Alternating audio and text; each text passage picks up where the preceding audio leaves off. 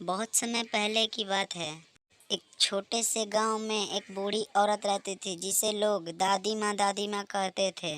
वह बच्चों को अजीब अगरीब कहानियां सुनाया करती थी। लेकिन गांव के पास के एक जंगल में एक रहस्य छुपा था।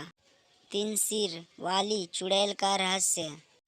गांव के लोग कहते हैं जब चांद पूरा होता है तब जंगल के अंदर से अजीब सी आवाजें आती है। चीखे, हंसी और किसी के गाने के धुन।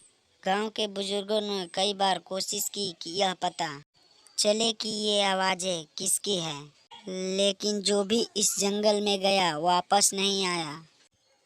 एक दिन 3 दोस्त राजू, मोहित और चंदन ने ठान लिया कि उस चुड़ैल का रहस्य जानकर रहेंगे।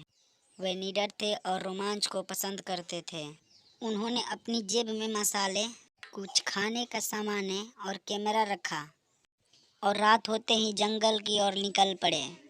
जैसे जैसे वो जंगल के अंदर जाते गए, हवा ठंडी और डरावनी होती गई। पेड़ों की शाखाओं और तथा टहनियाँ मानो कि उनके पास आ गई हो। अचानक राजू ने देखा कि एक पेड़ के नीचे 3 परछाइयाँ घूम रही है। उसने चुपचाप कैमरा चालू किया और धीरे धीरे आगे बढ़ते गए। जैसे ही उन्होंने उस जगह के पास पहुंचे, उन्होंने देखा कि एक सफेद साड़ी में एक औरत जिसके 3 सिर है, लाल आंखें और काले लंबे बाल और आंखों से खून टपक रहे थे। वह जमीन पर कुछ लिख रही थी, शायद कोई तंत्र। उसके तीनों सिर अलग अलग बोल रहे थे।